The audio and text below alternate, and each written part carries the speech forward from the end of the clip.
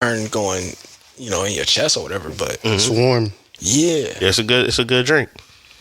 now I could fuck with this. Yeah. That's why I don't really like Hennessy. And like. Well, sometimes people think that Hennessy is the only cognac. It's just like I think Shannon Sharp's drink is a cognac. That was some good shit. I didn't know he had one. Yeah. That's what he drink. When you see the alcohol bottle on his table in the studio, that's his. Yeah, don't shout him out. Yeah, I didn't say the name. I know. I asked, and I ain't say the name. We can't. Yeah. He got enough money. Yeah, definitely. Yo, you tuning into the Notion podcast. I'm your host, Dizzy D Spill, here with my co-host in the building, Jelani Evans. Farmer Poe. How y'all doing, man?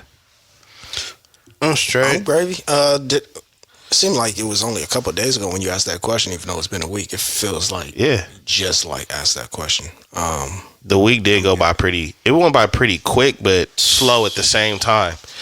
It was a heavy week. It took forever for me to get to Wednesday. I don't know about fast. I just know there's a lot going on, work wise, business wise. Golly, it was a lot. Yeah, last week and a half has been a lot. I mean, that's a good thing, right? Being productive and whatnot, but still, like, I need a break. Can you believe it be really people out there that watch him? Can you, like, people will say they have a long week. People can say they have a long week and they didn't do anything. I think there's more people. That's why the week is long.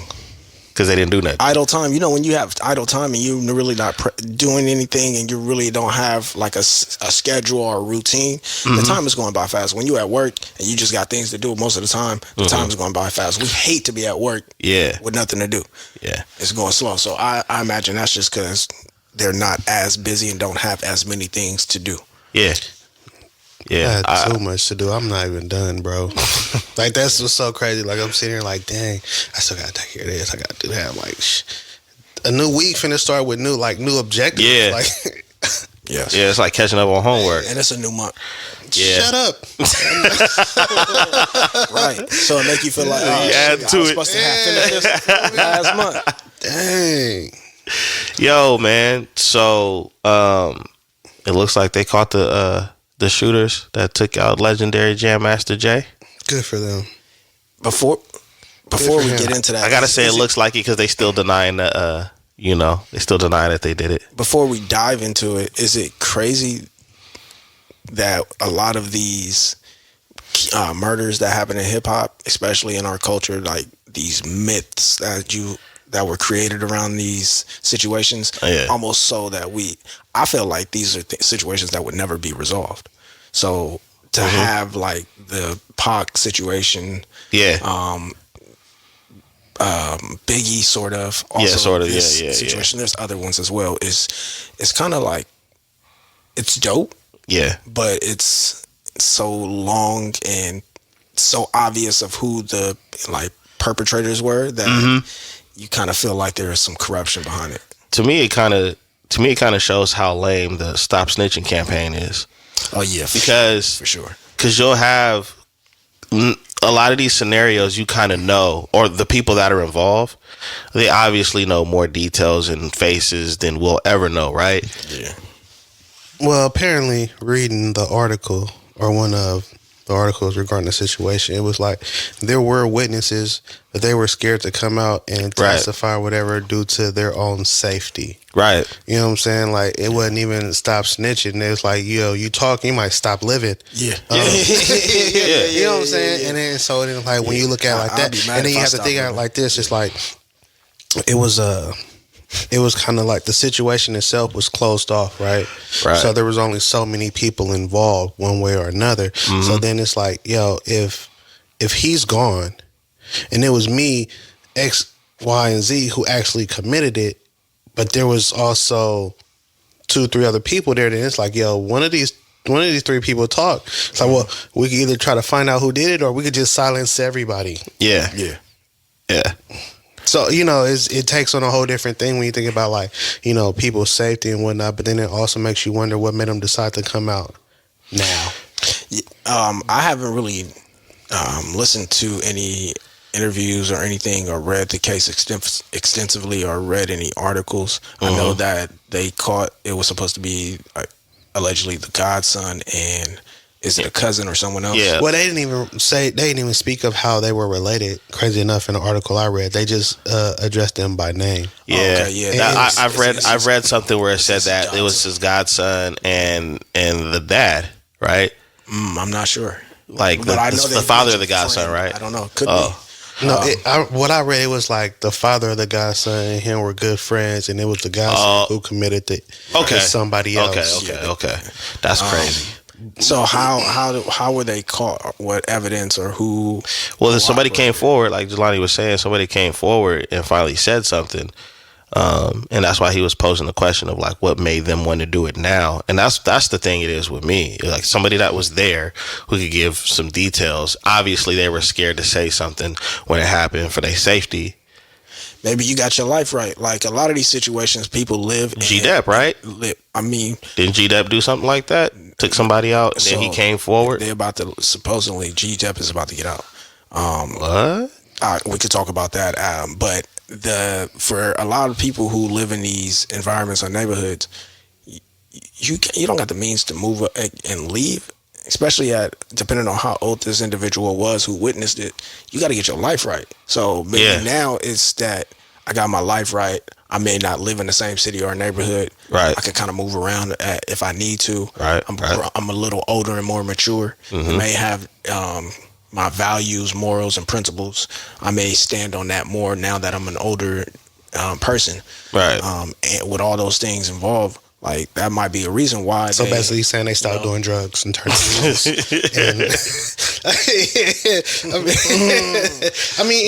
All right. So he look, put the butt naked down and said, "I'm good. I'm living a better life." This is what's so crazy though, right? Because when you read about the whole overall situation, and it's like, yo, they said Mizell was moving weight. Oh, Jam Master Jay? Yeah. But people knew that though. I didn't know that. Oh, you just now hearing about that? No, listen. At the time, I didn't know Jam Master Jay was involved with drugs and stuff like that. I mean, I found out they when said he got killed. 22 pounds. Yeah, no, he was moving. He was moving. So when he got killed, that's when I started hearing about him. What was the involvement? Yeah, that's wild though. Like then that's when things also take a different tone, because it was like you was caught up in some illegal activities, right? Doing some things. You was playing a game where most people get greedy, yeah, and you know what I'm saying, and grimy. So it's just like, damn, yeah, it's cold just to think about the fact that was what he was into after having received these accolades and what we believe this type of financial gain through hip hop. Now he in the underworld, moving pounds, getting murdered. And this is not the image whatsoever of even who he was in music. Yeah, not at all. So it's a whole kind of like juxtaposition of who he was. Yeah, I was stuck on stupid. Like, yeah, dog. I mean, but think about that. You go from, because they didn't even like talk about that in their music like that. You know what I'm saying? Like, you know, and I just think that it's crazy that you learn like who these folks really were, which isn't too much of a shock when you think about sometimes where people come from. Yeah, for sure. They do come from New York at a different time where that was like hitting like heavy. The drug game hit the 80s heavy, and they were a big deal in the 80s. So when you put it together, it's not surprising. But I'm gonna be honest, I would have thought like DMC or somebody would do something like that before Jam Master Jay, because he always just seemed quiet. Like, he was always quiet, kind of like Jazzy Jeff, just you know what I mean? That was part of how he moved. But I think about like, you know what I'm saying? Now you understand, like, right? He's quiet for a reason, right? And so then to see that, it's like, I don't need to rap. I rap bricks. Now, when you said something about G-Dep, so apparently G-Dep, like we all know that G-Dep, he turned himself in for apparently what he felt like he killed somebody when he committed a crime when he was younger. So he's becoming more religious. He was no longer on drugs, or may have been on drugs at the time, and that is what they saying might have led to him like having these thoughts that he just couldn't live with. Right. So apparently there is no, he didn't kill anyone. He thought he did. There was no, I guess, case open about someone who could have been murdered that fit the bill. So I forget the term that they used, but apparently he's supposed to be getting out soon based on certain legal parameters. That's crazy. Yeah. So I ain't never heard of a story like that. That's wild. But I mean, I guess I don't know. That's crazy. But I know that G-Dep the new shine? No, man, I don't know, man. That might be tied to that Diddy case. Like, man, we need you as a witness. We can cut your time short. Yo, this shit is getting crazy. And I mean, is that a segue? No. Oh. No, we're not. No, we're not. We're not touching that. Leave that alone. Okay, I was like, let that leave be. That. Sheesh. I'm not even gonna lie. Like, golly. You see me look up at this. I did my research. Let's make sure we stick it to schedule. I'm gonna be honest. I think there's always gonna be, just as stuff develop with him, there's gonna be a later day to be able to discuss whatever come out. But I mean, we're on a conversation, murder Mook, while we talking about music. So, I don't even know if I sent. He's an idiot. You saw it? He's an idiot, bro. See, this whole thing about it, right? What did you see? Because I saw things that. Go ahead. I understand his frustration. Right. I feel where he coming from. But shut up. Yeah. When has any situation talking smack or talking with your checks out to the cops ever benefited? Ever. I haven't seen it for people of our hue.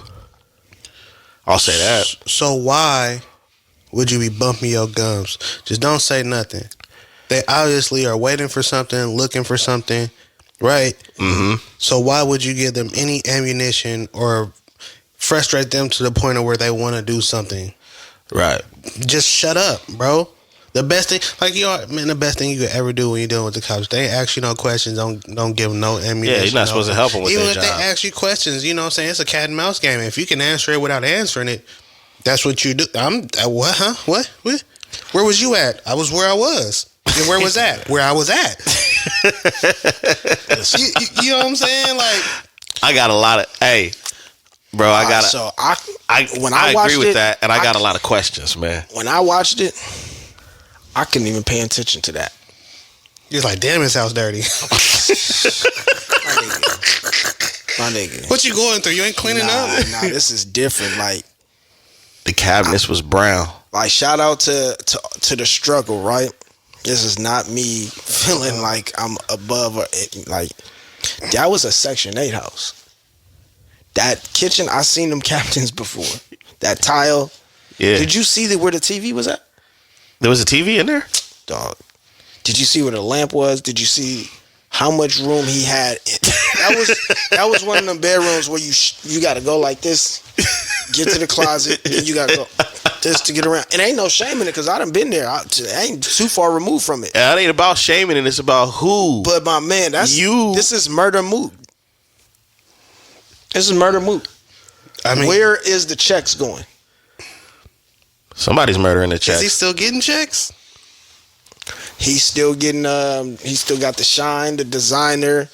He was just on Mav Hoffa's podcast not too long ago. Like, he's moving around. I don't know where the checks going. And he said that's his house. You know, the facade versus reality. That was you know what I'm saying? That was what you see him out in public and you see him different places. Of course, you're not gonna look like how you live it, right? But when you see how somebody live it, like think about it, like you see a shorty, she be bad. Yeah, that's what I thought. Like that's an IG model house, and her bed's on the floor, right? On the floor. She got a garbage bag hanging from the door, right?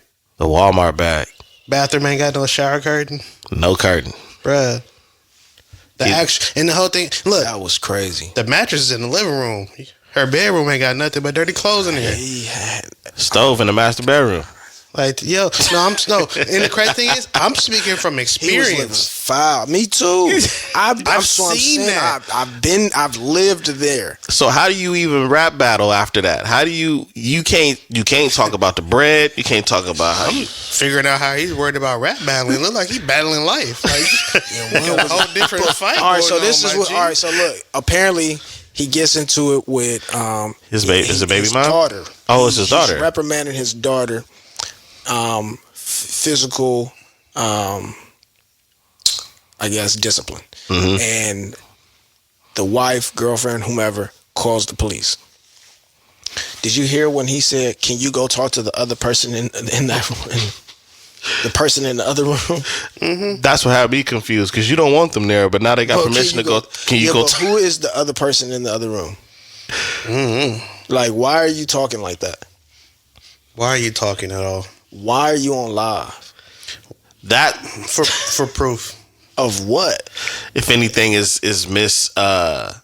mishandled in the way they're dealing with him. I'm afraid to. Who do you deal with? See, when I go, I'm not going on live if I know I'm getting into a physical confrontation. So if I'm going like that with the police, I feel like something is gonna happen physically. My phone in my hand. To be honest, those cops didn't seem hella aggressive, and I feel like that's why he was doing the most, because he was also under the influence. They said he was drunk. He gets drunk. He does get drunk, and I've seen he. All right. Oh yeah, y'all wilding today. That's crazy. Let's start there. He's drunk. That's what he's over drunk. We're not. You can see he's over drunk. It's still an early day. He over drunk. So that was part of it too, because I've seen him be inebriated, but he one of those individuals that seem like he may not be able to handle his liquor. Right. I mean, how much liquor did he have? I guess would be like, you know what I'm saying? Because I mean, you know, a shot or two, 3, you know, you lively. 5 or 6, like you like I beat up God, like, you know what I'm saying? Like, depending on how you know what I mean? Right. Like I'm gonna tell you right now. This is just a little tidbit. When I'm in the house, I'm like on routine. Mm-hmm. Dealing with the kids is being a parent is anxiety, stress, frustration, right, ups and downs. Right. If I take any amount of liquor into my system, I damn near become a way better parent. I'm like, a lot of shit just, and I ain't saying, I'm just trying to figure out. You broke what? Why are you drunk? I was going to give it to you when you got over it anyway. That's your bad. Why are you drunk and putting your hands on your daughter so much so that your wife has to call the police? Like, overreacting. You might need to chill. Overreacting, probably. You know something? I just don't know the specifics of the situation in full to know what happened, what transpired, what brought everything about. All I know is that he was drunk on IG Live talking to the cops like he had the upper hand. The cop said, "Mr. Mook." He said, "Why would you call me that? You told me to call you that. You started with I'm Murder. Do you know who I am? I'm Murder Mook." I just seen that's crazy battle, work. Nigga. You talking to the cop saying, "Yo, I'm Murder." Why you Mook. call me that? Because nigga, we all know. That's like saying, "Yo, I'm the Notoma's car stealer." You know who you talking to? You talking to the Notoma's car stealer. Damn, talking to an inmate sounds like behind your back. To the police. He said, "Mr. Mook." Yo, those were some nice cops. They were cool. Those were some nice cops, man. I feel like they kind of wanted to do something, especially the other two. Mm-hmm. I'm not sure the ethnicities, but they were all of different races. But the one who wasn't black, the one who left the room, and the other two were standing there. I feel like they wanted to do something, but because he was on live, it's like we can't control the live. We can control the body cams. We can't control the live. I get him though on one point. You're not gonna come in my house and tell me to put a shirt on. I mean, if they finna put you in cuffs, you might want to put a shirt on. That's why they wanted him to put the shirt on. But he couldn't comprehend. He thinking that nigga put a shirt on. He like, nigga, you can't tell me to put a shirt on in my fuck you. Like, but really it's like, put the shirt on so we can take your ass downstairs. But they not trying to tell him that part. But yeah. I felt him at first. It's like, put a shirt on. Oh, now y'all got me so misconstrued. Matter of fact, all y'all take your shoes off, man. You take your shoes off, dog. What's wrong with y'all, man? Yeah, y'all hella disrespectful walking in our house. Disrespect them out. Yeah, man. Take it. Yeah. Unlace them too. Hands behind your back. Imagine making the police take their shoes off and they come to your house. Not on the hardwood. Take your shoes off. Take your shoes off. Unlace them first too. Don't go like that. Yeah, but nah, really. That ain't linoleum, G. That's unfortunate. Unfortunate in so many ways. I probably should have looked up what he was charged with. I watched the live. You don't got unemployment like, through URL or nothing? Nah, man. Damn. That was crazy. Yeah. You know, it just is a reminder, like, you really got to watch what you doing, man. Because, I mean, in this instance, he put the camera on himself for his safety, which at least he was kind of, that was kind of a smart move when you dealing with them. You know what I mean? But he living like how niggas was living when they was 19, 20. Yeah. Like, but I just think that there's two things. The way he handled it was smart and stupid. But when he come back to the battle rap circuit, he gonna have to flip. Man. Nah, that's what he was doing. See, that's the other I get it. That's the do-rag Mook. He had to go back to the essence. He forgot where he came from. Obviously not, because he's going there. But that's him trying to get it back. He messed around and got cuffs. He going somewhere else now. Sometimes you gotta go. Sometimes to remember where you was at, you gotta go to jail. Oh, okay. So he had to go back for some motivation. Not for me. I didn't say we was there. I've never been there. I've never been there. But I'm just saying, for those who have, sometimes they gotta go back. That's wild. Yeah, man. Speaking of footage, you show me a picture. I'm like, yeah, I remember that. I don't need no more. I don't need no more proof or experiences to remember. Yeah, he on one. But speaking of footage, Cam Newton got into what it looks like a scuffle with several individuals at a 7-on-7 It wasn't several individuals. It was two specific individuals, and then maybe one or two other people tried to break it up. Well, it looked like one or two tried to break it up, and it looked like one or two tried to sneak Cam. That's how it looks. And the thing, I mean, like, bro, in all honesty, the first two to run up on Cam was getting manhandled. Like, they looked like they needed help. And it was just Cam by himself? Yeah. And I had to watch the whole footage. Yeah, hat didn't come off either. That's been one of the... Well, because the hat, the dreads was through the hat. Through the top of the hat. And the hat like is a palm custom like form. French fries? Like a palm tree. Yeah, the hat is customized to circumference. What was dude's name on Hunger Acatine Force? Fry? Oh, that was my... Yeah, he had it. He had the fry. I gotta go home and watch it. So the thing about it though is like it was Cam's fault. What happened? He was antagonizing individuals. All right, so apparently they were at an Elite 7-on-7 football game, invite only. Cam had some type of program or whatever where he had, well, I don't know if it was training or if he had teams or whatever, but he had coaches. And two of the individuals that he got into it with used to work for him. They left from working for him and kind of started their own thing. Now they have a team. They were coaching at this Elite 7-on-7 game. Are these the two individuals, or one of them that there was a previous video of him? I don't know. I don't know about any of that. So they're down there coaching.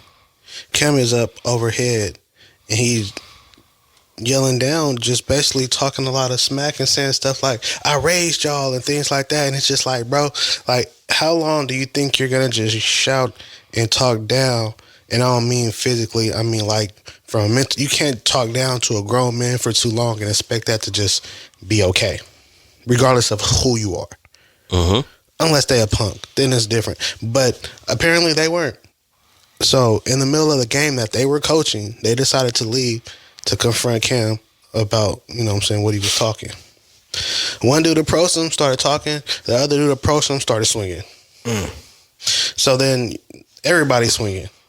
Next thing you know, somebody else jump in and swing. You're like, who the hell was that? Then somebody else like, hey, break it up. You know what I'm saying? So it's like, but it was hectic. It was unnecessary. And I feel like Cam initiated it by bumping his gums.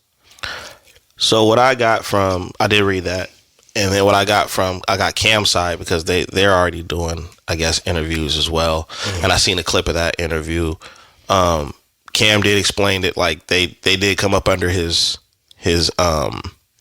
brand that he has, you know, for the youth, the 7-on-7, and they all have known each other for some years. And Cam has a reputation for talking. He said he's competitive, because I looked at his podcast when he broke everything down. He says, I am competitive and I do talk a lot of smack, but he did take full accountability over, you know, his part in all of it. He said, you know, I said some things that they really probably didn't like. They said some things to me that I probably didn't like. And he took accountability because he knows that the youth is looking at him, and he wants what he did to be considered a lesson of how your whole career can get changed. Like I'm honestly, I got a lot of respect for him because of that. Because he didn't point the finger. He didn't point the finger not one time at them. He apologized to them. He apologized to everybody that was there, and he took full accountability. When I looked at the other guy's video, it sounds like a press run. Mm-hmm. It sounds like a press run, because I think when you're a man and you make a mistake in front of kids like that, these are the same kids. The reason why they're there, so they don't get into situations where they're fighting, stealing, and shooting and all that other stuff, right? The man way to go about it is this should have never happened. Mm-hmm. Because at the end of the day, it was over words. Gotta keep your composure. It was over words. And that's why I respect Cam's take on it more than them. If Cam had been like, well, yeah, he didn't go watch that 50-minute video. Not one time did he point the finger at anybody else but himself. 50 minutes. Yeah. Well, it's a whole podcast episode. It wasn't just talking about that. Yeah, it was talking about other. It was shit. I ain't got nothing on that. But that's what made me completely side with him. Like, that's a person that I wouldn't mind forgiving when they make a mistake, because he took full accountability. Mm-hmm. You understand what I'm saying? And that's something that's difficult for majority of people to do. These guys are jumping on podcasts already. Like, well, yeah, you know, he was talking and this, that, and the other, and all of you guys are adults. So you let words move you? Yeah. Aren't you a grown man? Because shouldn't you be able to hold your composure? Because when they said they went to go confront Cam, right? Okay. One thing I was taught as a teenager from my boy Dart, and I still do it to this day because it works. When you have an altercation with somebody and you want to talk it out, you want to say your piece or whatever, always take them away from the audience. Yes, because there's going to be other receptives that they're going to react and respond in a certain way just because there are eyes on them. They may have or say things that they may not feel, express emotions that they may not have really expressed had it just been a one-on-one conversation. And you're trying to uphold an image on how people see you, especially if people look at you as some tough guy. And they might think like you trying to press them in front of people. Exactly. Obviously, you're trying to press them, but if you a man, you can press a man. I hear all of that. I hear all of that, and I agree with it. But these dudes left the game that they were coaching to do this. Oh yeah, they were already out of pocket. They were actually coaching in the game that was being played. And they left from the sidelines. You see what I'm saying? Yeah. So from there on out, you've already made a bad decision. Everything else that follows is only going to go downhill. Mm-hmm. Yeah, I'm not closing the gap. Like, why am I like, yo? If it bothers me that much, then I'll make it a point to address it after the game, because at the end of the day, you're coaching, right? So that means that these kids are your responsibility, right? Absolutely. So that means that you need to be present and focus on what's going on, right? Mm-hmm. And they weren't. They weren't. They let an outside factor get in their head, throw them off their game, shift their focus, and then you go over there and get into a confrontation and sully your image. That's literally, what a coach tells their players to not do in a game when they're being heckled or when trash talk is happening. They literally broke the number one lesson you teach your players when they're playing against another team, right? You're fired. I'm sure there will be no more TSP. Fired, right? Shut down. Were there any consequences for them? I don't know. I didn't see anything yet. I mean, the consequences of, I would say, public humiliation, because everybody looked stupid. 2 weeks from now. Yeah, because like Cam had on a hat with sweats. Like, I'm gonna be honest, everybody want to know where he get his hats from, and he did talk about it. Yeah, get them customized. Yeah, he talked about that in one of those little. Well, I'm gonna see if they do hats, beanies, and sweats everything. Is nasty work. That's crazy. That's nasty work. Wow. Yeah. Did he have on church shoes? I don't know what. Oh, okay. I know they was white and he had on all black. I remember that. Yeah, Cam do be having the Batman supervillain fits on. Yes. He be having the Creole supervillain. Batman doesn't reveal himself. I'm gonna bring Gotham to its knees. that meme was the most classic. Wow. But I mean, a lot of conversations came out of that. You know, the number one conversation, why us? You know, our counterparts ain't doing stuff like that on the sideline. Stop doing that. We do because they do it. They do it, and I'll give you an example of that. Like, it happens all the time in baseball. It happens in hockey. Like, baseball is like one of the most family-oriented things a person could probably go to involving sports, right? And the umpire and coach will start throwing down. First base and whoever's running, or the runner can start throwing down. And then what happens? The bench is clear. It actually happens in hockey. Mm-hmm. It happens in soccer. Mm-hmm. It happens in a lot of the sports, right, that are not sports that we participate in, right? Very much. So where we're not the majority, we participate. Yeah. Where we're not the majority. Yeah. That's true. But yeah, we gotta stop doing that because our counterparts do the same things. It's just because we don't understand the way in which they do it to each other. You wanna know what's crazy is? It ain't. I don't even think it's that. There's one difference. World Star, we quick to grab our phones and do this. Yeah, they do it too. Not at the same rate that we do, though. They do. I feel white like kids say "World Star" more than black kids now. Because they learned it from. I know, but I still hear white some videos like that, and I hear the white guys say "World Star," and I be feeling like some people saying "World Star" and don't even know what it means. They just know it's trending. Well, I agree. I do think they need that needs to stop being a comparison because it does happen. And I also think that if we're gonna shame something like that, it shouldn't be because of what everybody else is doing or not doing. Right. We should be doing it because we have more. Or some people that's really really deep into the culture on a regular, they like, you're a king, you're a queen. That's why you shouldn't do that.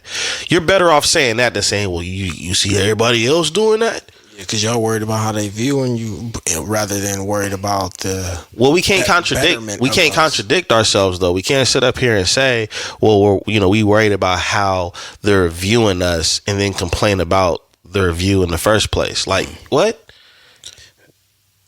You know what I'm saying? So we should be myself a certain way and keep my composure, right? Really, and it should be that because of your own integrity and morals and things of that nature, not because them over there. I mean, I understand in certain circumstances because you're trying to conduct business or you're trying to make your name, your brand a household name. But again, that should be the reason. Are you trying to assimilate into their culture, which we are? I mean, we have, right, but there's a difference in the mindset, right? That you're doing it for yourself and your community rather than because of how someone else is going to be perceiving you. Nah, that's real. I straight up. But yeah, they got to stop that, especially when we getting on these platforms that we don't own, talking about we need to act right, because that's why people start saying you cooning. You know what I'm saying? You on a white network talking about what black people should and should not be doing. Maybe if you had a black network that was ran, then you could be like that, because all you doing, it's always going to look like cooning. You know what I'm saying? Even if you're telling the truth. It's like you see, I don't know if it's up yet, but Candice Owens and Joe Budden sat down and had a conversation. Mm-hmm. I haven't seen that promote. I might actually tap into that. I seen that. Peter Rosenberg tapped in and had his opinion about sitting down with her and talking to her, and Candice was like, which was beautiful, but she was like, look at you, a white guy telling two black people who may have opposing views, telling them they shouldn't be talking to each other because of whatever discretion you have with her. Like, stay out of it. She basically like, we two black people sitting down having a conversation. Like, who are you to tell us why I shouldn't be talking to him? She eloquently put mind your business. Like, she put it real eloquently. That's how she did that. Yeah. Yo. Cause I don't shut the no. Yo, because her name got brought up, I don't 100% disagree with that woman. Nah, it's like 89%. You know what I'm saying? Hey, 11% is, Yeah, I don't 100% disagree with the woman. It's not always what she says.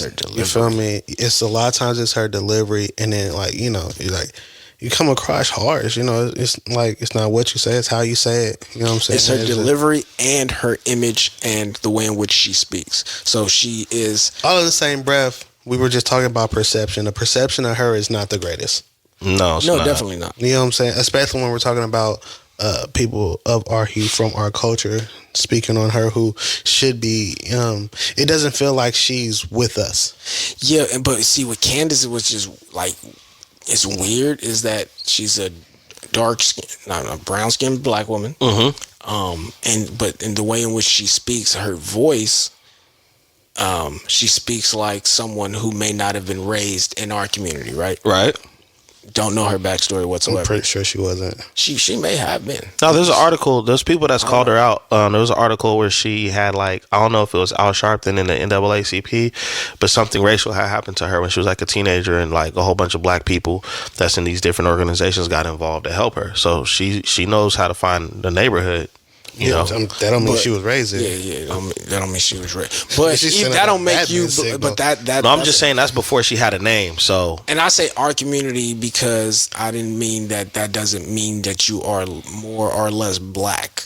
Mm-hmm. Just because you aren't raised in some inner city or hood or whatever. It does.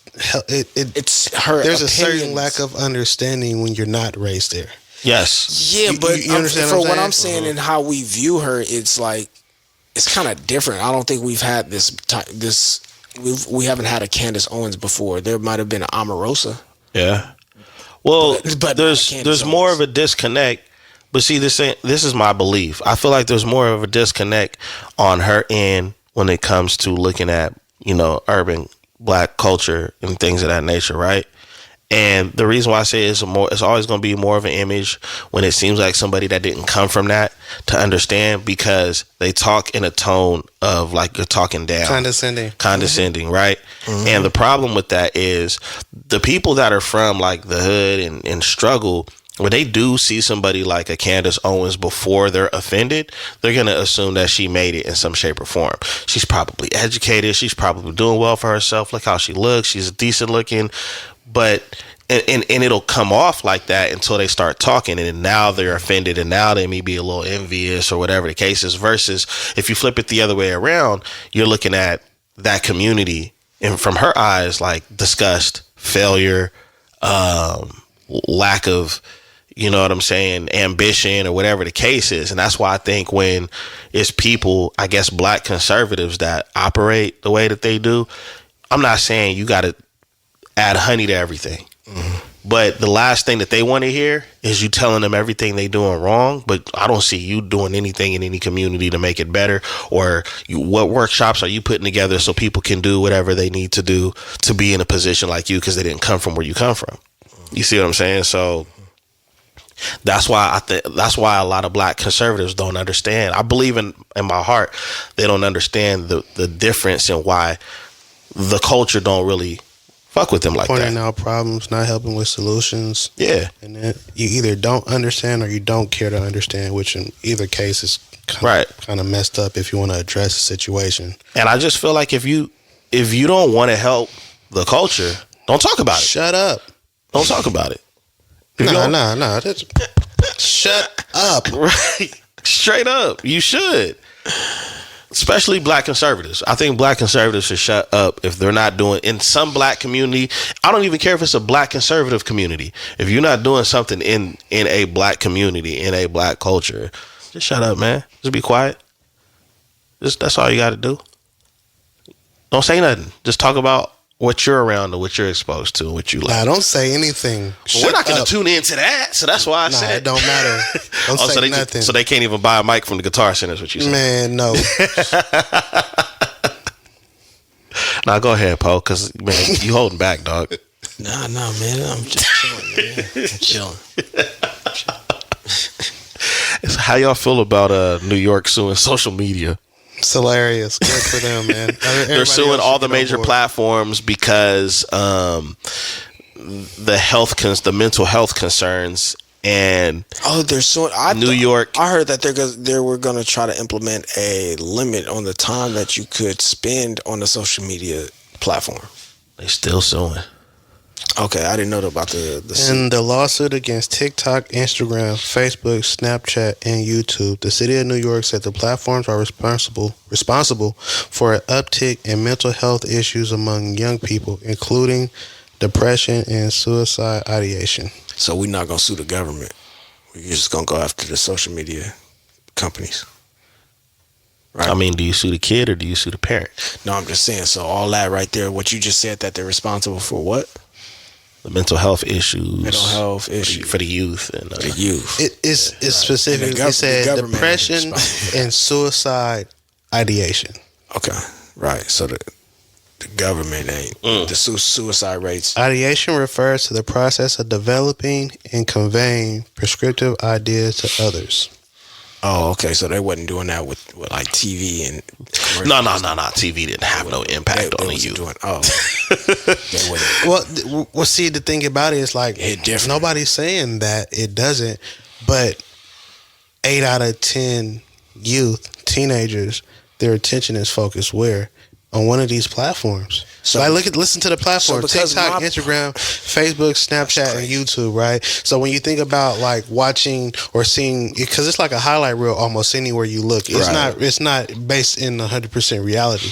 But if you're looking at this and then you're comparing yourself to that and feeling like you're not living up to par, or you're not experiencing life like this, right? And then out of nowhere you see somebody talking about depression, and then you start seeing, and then the more you start looking for depression, you start seeing more posts about it, more things about it, and then you get into this rabbit hole, and the next thing you know, you depressed, and now you don't want to be here, and that's where the suicide kicks in and whatnot. So because my marketing and my product is so good, y'all gonna sue me. That's what we say. So we not gonna take responsibility for all the things that the lack of programs in these inner cities and these schools, right? So the city of New York or the state of New York is suing social media platforms rather than figuring out a way to implement these programs and these STEM programs for these students. They took art out of the schools. They took the music out of the schools. The kids don't have after school programs. So listen though. But we talking about these social media platforms where they have all the time to spend on them, and then we talking about suing them. New York is suing, alleging their platform designs exploit young users' mental health and cost the city $100 million in related health programs and services each year. So it's not like they won't end on the money. They want more money to help with what it is that they're trying to do. So it sounds like they have some things in place as far as like health programs and services, but due to the uprising in numbers, they're not financially prepared to handle those numbers. So they're suing the platforms to bring in more money. Y'all took the programs out of the fucking schools before they even had social media. What do you expect these kids to be doing when they don't have things to do?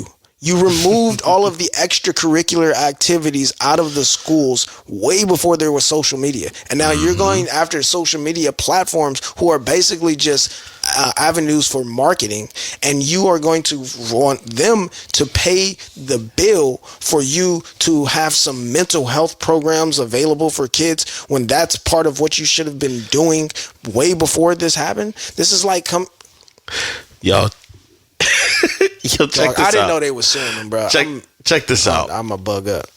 So, what I think is hilarious is that you brought up government, right? In China, they don't have the same TikTok we have. You can't get on there for but a certain period of time. There's certain things banned, just like some of our food that we eat over here is banned in other countries. Some, at least 50%. Yeah, also being a little nice. But same thing with the social media platforms, right? There's some of that stuff is banned in other countries. So when you said government, right? I'm gonna be honest, I think the easier fight is with the social media platforms than the government. That's why they're going after them. But to add to that, so we just gonna totally disregard COVID. We're going to totally act like that didn't happen 4 years ago, to where kids were basically at home going to school and parents are working from home for at least 2 years, which I think almost every kid is extremely behind because of the pandemic. Right? All right. I almost said something. All right. Listen. All right. That to me is crazy. Yeah, y'all just trying y'all just trying to get some money. A whole city, because I agree with you. Like, some of the things that, if you really examined and you looked at New York and you look at what things they have taken away and what they've put money into, and now you're going to go ahead and say, nah, we need money from y'all. The largest, so hold on, is it New York? Let's be specific. Is it we talking about New York State or New York City? City. Okay, so the largest city in the world, the financial symbol of America, the place where money is made, where they're, y'all mean to tell me that's what we doing? It don't make no sense to me either. You know why hip hop started though, right? This is like the 70s. Like hip hop started because y'all removed the arts and music programs out of these schools in these inner cities. Mm-hmm. And what they did, they created an instrument out of the record player, right? Mm-hmm. And they created their own music. Right. So we talking about y'all just now coming up with an idea? These are the breaks. I'm just asking questions, man.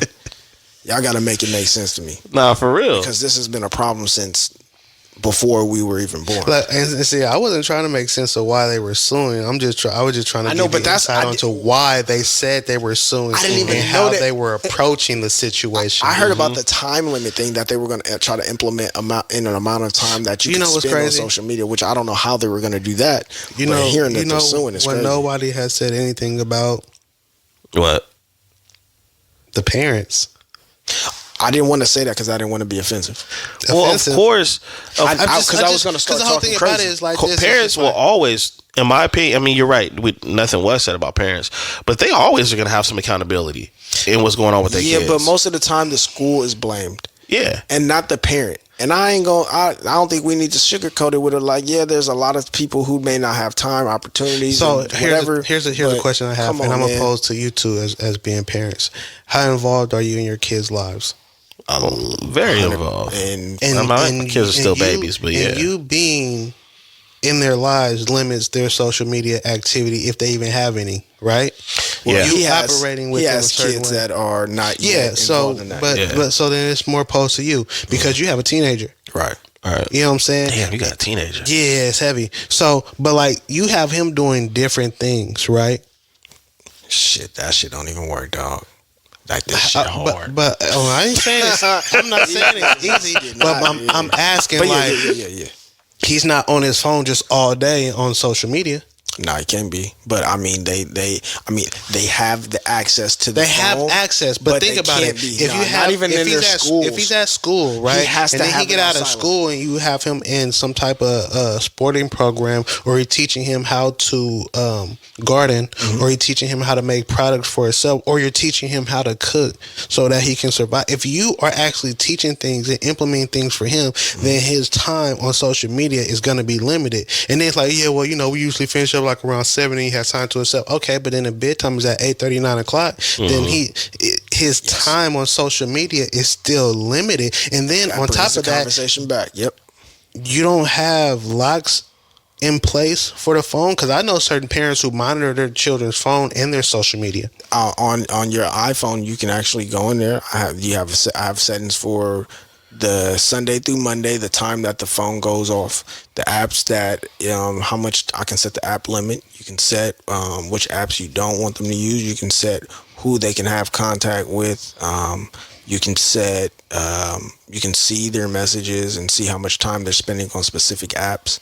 You can do all of that. Now see, you also are more present from a mental standpoint as far as your kids go. A lot of people are letting social media, TVs, and phones raise their children because they're working a lot or they're overwhelmed and they just don't have the mental capacity or the energy. And I understand that, but you have to be aware of at the end of the day, it comes down on you. Yeah, because what type of BS and filth and negativity are they intaking at a high rate due to them always being on their phones or watching TV? This could go down a rabbit hole like crazy, and I'm going to tell you how. When I started out and I said that all parents will always play a role. They'll always have some accountability, because I believe that, because they're not perfect. They do make decisions and they make exceptions in areas that they shouldn't, right? But when we say things like putting a phone in front of a kid, because I don't really do that with mine. I mean, they're, 1 and 2, but I don't really do that with them. The most social media they will ever get is one show on YouTube, right? And that one show, sometimes we go the whole day where the TV's not on. So they don't even get TV every day. They just get straight interaction either with each other or doing their own thing, parallel play, whatever they want to do and stuff like that, right? And we do that because we don't want them dependent on just the TV, even though it's only learning shows. They're not watching cartoons and stuff like that. Not to say that they won't get an opportunity to, but not right now. You're going to learn ABCs and different sounds and stuff like that. But when we talk about like some of the parents that are, just kind of like, here's the tablet to calm them down or whatever the case it is, y'all got to, well, not y'all, but the people listening and the people that may feel away have to understand too how much of an arm and a leg it is to put kids in daycare and stuff like that. And so when you factor in the fact that it's hard to get them in a daycare environment because it's an arm and a leg to do, you damn near have to be rich to do that, right? Right there. A 2-parent household also. Yeah, even for 2-parent households, it's too expensive, right? And then they ain't getting paid that much at work to even be able to fathom the thought of paying for daycare. Because everything is going up. Inflation is inflating. That's crazy. Right? Then it's like, well, the parents got to, no, I get it. Parents do. You have a job 24/7. It is always your fault. Yes. That doesn't go away. Yes. No matter what your circumstances are. You're just going to have to make it work. But at the same time, it's a lot of things going against the parents out here. On top of the fact that they don't really get a say-so on what their kids are learning. No say-so in that. Teachers are pissed off because they underpaid and they be fighting kids. Then on top of that, daycare is too expensive and you're not getting paid that much at work and you can't really miss that much work either. It's a lot. And it's a lot on... It's mental fatigue. So yes. A lot of times you may come and I've done it. I ain't gonna even say guilty of it. Yeah, I have done it. Mm-hmm. Is a lot of mental fatigue sometimes for the younger ones because the amount of energy that goes in, that is involved in the parenting. Yeah. So for like a young child, it's not just the things that you have to do for them. It's the amount of energy and it's like, when you got to go to a job and you got to be perky all day and you say, hey, code switch. And you have to do it that way. Code switching. That's a lot of energy that goes into that. And it's fatiguing. So I ain't got a job. Ain't no code. So, you have to interact with that younger child a different way than you interact with someone who is your peer or even an older child because right. It's just the way in which you communicate and speak to them.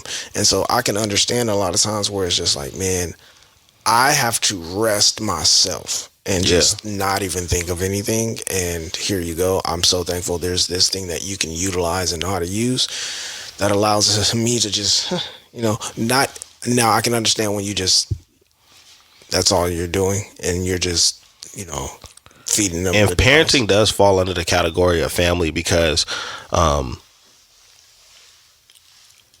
the children today, they didn't get the luxury that we got of being raised by a village. You know what I'm saying? Our generation comes from a time where, grandma done taught us something and grandma had to watch us, or grandpa, and aunts and uncles were very active in kids' lives, or big cousins. And a lot of kids don't have that. Mm-hmm. A lot of these kids don't have that. We've had a conversation in a previous episode about like the big homie. You know what I'm saying? That's what's missing with a lot of these kids in the streets. There's no big homie to kind of guide them. But the same thing goes with the family. The family structure is like damn near non-existent at this point. All of that all together. Yeah. All of those things are factors. When I make that parent statement or when we're talking about the parents, we're not just saying the parents and that family, because there's more people other than the parents from that family that care about these kids. Mm-hmm. And it does take I stand on that. It does take a village. It really does. Yeah, that's crazy. I'm glad I ain't got kids. It's crazy work. No, it's heavy. It's stressful. It is. And it's it ain't easy. You know what I'm saying? And that's the thing. Like, I'm not pointing the finger. I'm just saying, as a parent, though, you should be more aware. Yes. Nah. What you're saying makes a whole. I'll sound like Charleston. I say yes. Nah. Yeah. Nah. See. Yeah. No, I definitely agree with you on the aspect of like saying something to the parents when the parents need to have a lot of accountability, because I do think that they get off easy with a lot of stuff. I definitely feel like they get off easy with a lot of stuff. And we see that, unfortunately, on social media, where just because somebody's a parent or just because somebody's a mom or whatever the case is, we're going to disregard bad choices and, you know what I'm saying, or bad behavior. And it doesn't work like that. You know what I'm saying? It doesn't. So that's why, again, I made that statement of they're always, no matter what the situation is, they always going to take a piece of that accountability, whether they agree with it or not, when it comes to some of the things that go on with their kids. That's just the way it is. That's what we signed up for. A lot of parents don't know you sign up for the blame. Yeah, for me, you sign up for the blame. It's hard, and it's a lot of shit that might be on your plate. It might be life experiences. It's all of that, and it can be understood. But at the end of the day, it just means that you have to improve if you want success and better. And I ain't saying it's always going to be easy, because it's hard as hell. No matter what, like how much you may try, it still may not end up with the results that you want. But at the end of the day, you still got to take accountability for it, because you are the parent and that is your child. That's why I said earlier why I liked how Cam Newton responded to the situation and how he apologized and he didn't blame anybody but himself. Because here's the crazy aspect of it, right? When you have your kid, right, and you're looking at all the different adversities that you have as a parent, and the adversities of just being an individual, as far as in, all right, man, I don't know why my kid is doing this. They just don't listen. And you know how we grew up, right? But if you talk to parents that have a kid, that had a kid that's not here no more, I bet you they'll say how much they wish they had made all the decisions differently. I could have did this, I should have did that. And it's the same concept like when we have somebody that's not here no more. And so sometimes I wonder, like, how many people sit back and say, like, but that mindset of, you know, I got to do, regardless of what adversities just happened, I know this teacher's doing this, or I know the school system is like that. This is what I got to do in the meantime to make sure that they're straight. Well, that happens when a lot of times when parents may have multiple children. And so you have the parent who may have had a child at a younger age and less maturity. And then they get older and then they have another child. Right. And maybe the middle child or even the second child is the child, the middle or third child is the one that doesn't have the experiences that the older child had, right? And how they perceive their parents and the experience that the parent had with them. Or you get the parent who becomes a grandparent and is now doing things and views the world and parenting a totally different way. Right. Wants to provide experiences, or even, a lot of times people may think is that them trying to be a better parent or grandparent, but sometimes it's them wanting to be better for themselves. Yeah. It's like, damn, I know I didn't do this.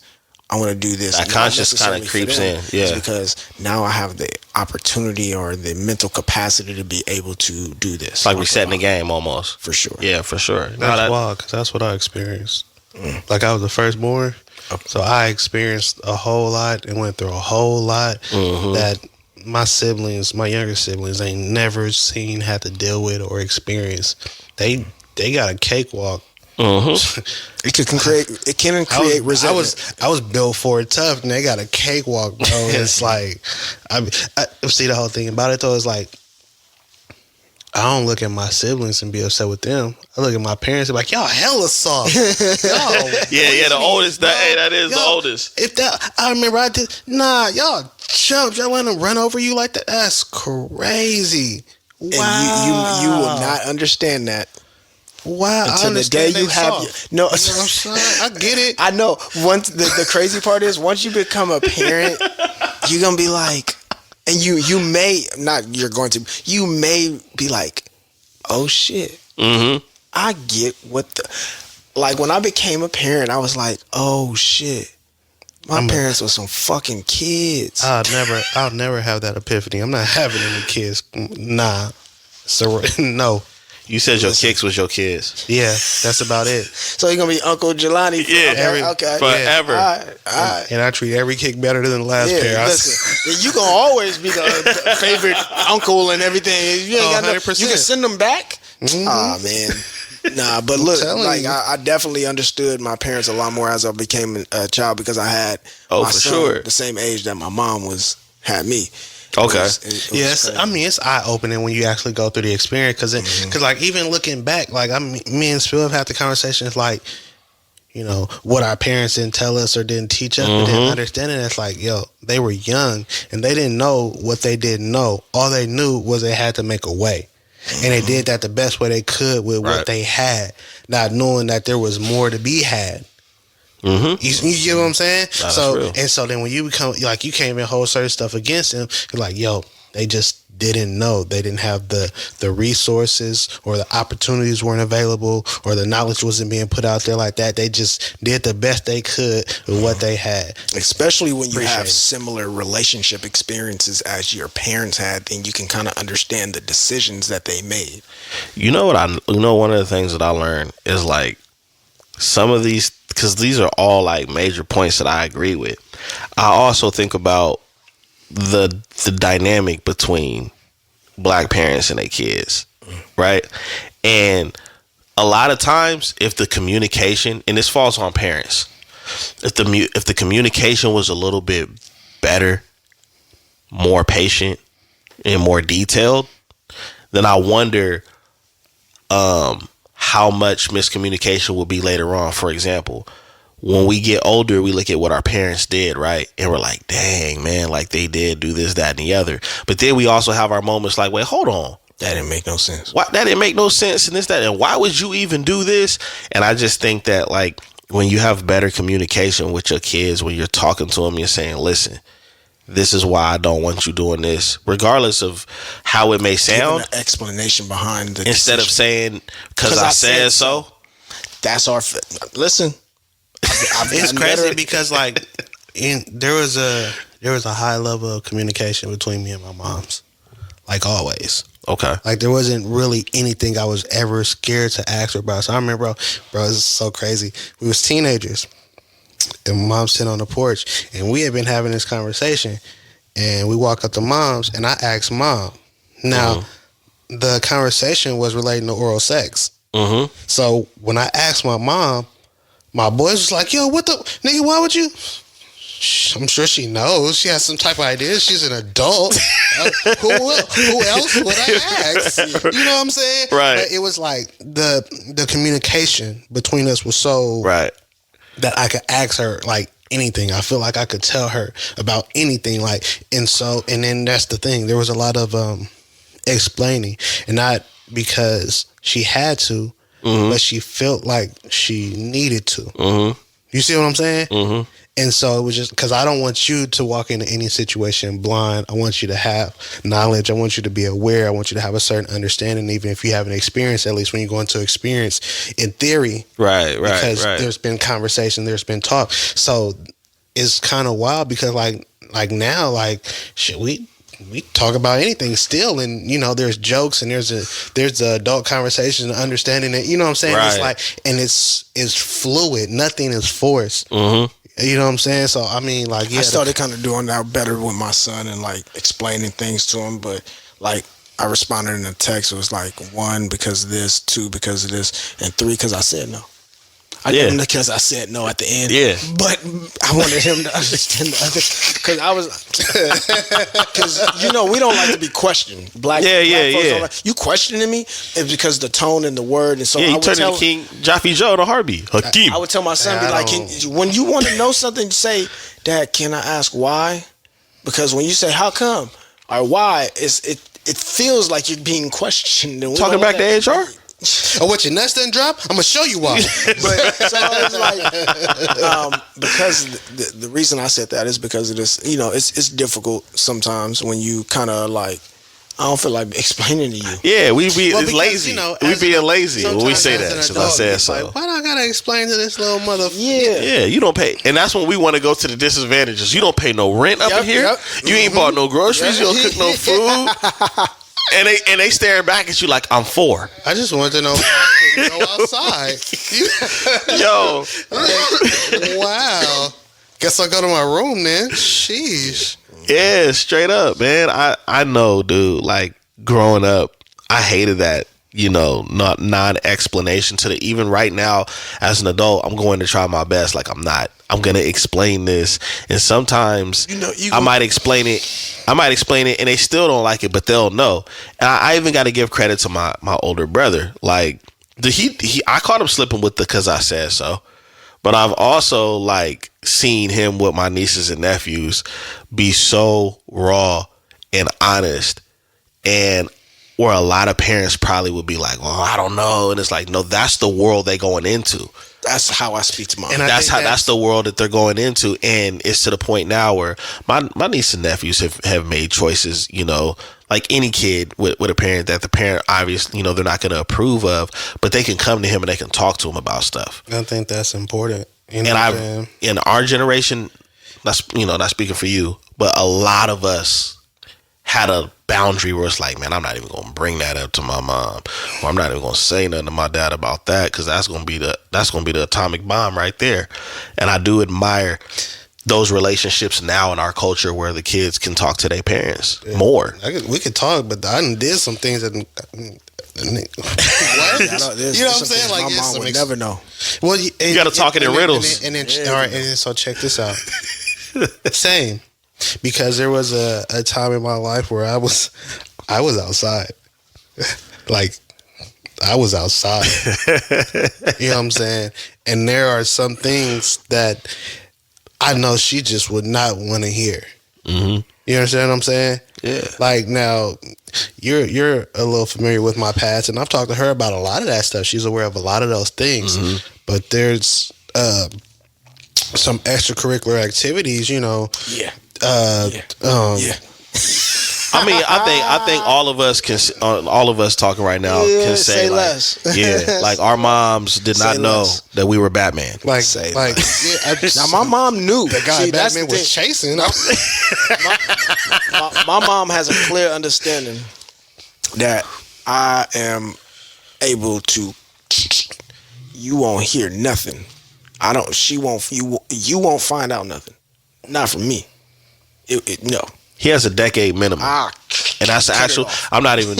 I'm trying to be funny, but it's actually honest. Like, he has a decade minimum. He won't tell you something until like the 10-year mark. You won't see it out in public. So I'm probably gonna hear something later on this month. You won't even know. You'll be like, hold on. Hey, that's what you was going through at that time, and I know you. Yeah. So I know how you would react to this type of stuff. I'm just not saying anything. There's no minute. There's no 10-year. There's no decade. I'm just not. No, I said that's a decade minimum if he decides to tell you. That's if he decides to tell you. To the grave. Yeah, it's some things that. That's one of the reasons that I appreciate about both of y'all. I'm gonna be like, if you only knew. Say nothing. Yeah, but that's all you get. If you only knew, it's like. My favorite thing is if you only knew, but I don't know. Yeah, I know. I didn't even know about that. You ain't gonna know. Ain't nobody gonna know. She was there. That happened. Nah, that's real. But yeah, man, it's stuff you just gonna. I ain't saying nothing, but I mean, I do think that is important in relationships with your kids, man, because you just don't want nothing. It used to be you don't want nobody else raising your kids, but now it's like you don't want nothing else raising your kids. Movements, cultures, social media, trends. Those are the things that interfere with parenting now. And the reason why I say interfering is because even parents that are trying to monitor that are having a hard time. You know what it is? I just had a thought. I feel like you can't really control any of those outside forces, right? Mm-hmm. But you should be making it a point to instill knowledge give your kids a certain level of game. That's your best weapon. And understanding, so that when they do encounter these different things, situations, scenarios, outside factors, they know how to maneuver and weather the storm. Nah, that's real. You see what I'm saying? Yep. And that, like you said, that is your best weapon, because there are so many things that are out of your control once they leave out of your view. It's like, well, they're always with me. Yeah, but they're at school for how long? You know what I'm saying? They're outside with their friends for how long? They're in their room with their phones for how long? You see what I'm saying? So the best thing you can do is make sure that your children understand how to maneuver, you know what I'm saying, and make the best choices for who they are, for what they know, given whatever the situation or the influence may be. I 100% agree with that. Because it was like, bro, I was square until I left high school. A lot of us was, man. But what I mean by that is, like, because of the understanding that I had, there was a lot of things I chose not to do. Me too. You see what I'm saying? Was it available? Were the opportunities? Yeah. Oh, absolutely. Yeah, 100%. Absolutely, yeah. But because of the knowledge in the game that I had got, I was just like, nah, I'm cool. Yeah, that's not for me. I'm going to fall back from that. Like, nah, I'm cool. We finna go, man, be safe. Like, you know what I'm saying? And then, like, once I became an adult, then it also... Life, bro. And it wasn't even about... But see, that's different, though, because in high school, it's a popularity contest. Right. And life is survival. Yes. So then it became a point of having to survive and make a way and make these choices. And then even in the midst of making these choices, having an understanding of the consequences and the repercussions because of the knowledge in the game that I was given back then. You know, like, one of my favorite analogies about that concept. Have you guys ever watched Maze Runner? Oh yeah, for sure. Like Maze Runner. You talking about with Arnold Schwarzenegger? Did you see the remakes that they did? No, that's Running Man. It is Running Man. What I liked about Maze Runner is damn, it was Running Man, huh? Yeah, but what I liked about Maze Runner is, like, you know, they all wake up in this little area that they got to survive in. Oh no, I haven't seen that. I know what you're talking about. You know, these young teenagers and kids, right?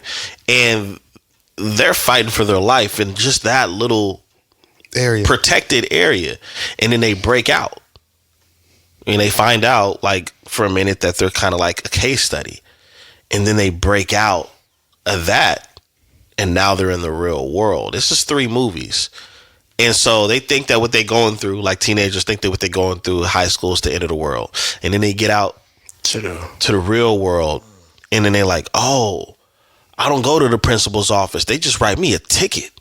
You know what I'm saying? Or I don't get suspended from school. I go to jail. That's the difference. You know what I'm saying? And that was kind of like the analogy how I looked at the Maze Runner thing, because every movie was like, oh yeah, I mean, you thought that was something? Nah, this is what it really is. You know what I'm saying? And a lot of young people don't understand that. And that's why a lot of parents get that flack, because we remember when we were green. Yep. You know what I'm saying? And then we got out into the real world, and it was like, whoa. And sometimes I think using yourself is sometimes the best lesson when explaining to a young person, especially your kids, on why. And even me, like, I was very involved with my brother's kids as an uncle, and that's what I tried to do. Even like in my 20s, I was like, look, man, if you don't want to do this, if you don't want to do this type of work, you're going to have to you have an ultimatum. And like I said, that whole village concept is more people, you know, other than just your parents, that could be playing a hand in really influencing you. And I think that's something parents need to understand. Just like social media and trends influence your kids, you want as many people in your life and in your family to influence your kids. That means, like, you know, when we pull up, we do the podcast, my kids, they see that as babies. You know what I'm saying? And I think that that's important. We need more people on your end to, you know, because that's what you're battling with. You're battling with influence and how quick they have access to it. So you got to have your family to put that real life influence, which is an advantage of what you have, right? Because this is real time versus looking at a screen. So it's a little different. Yeah, it does, for sure. But anyways, you know what I'm saying? Go get up out of here. Yeah. Get up out of here. Empty. yeah. Refill. Yeah. Nah, that shit was smooth.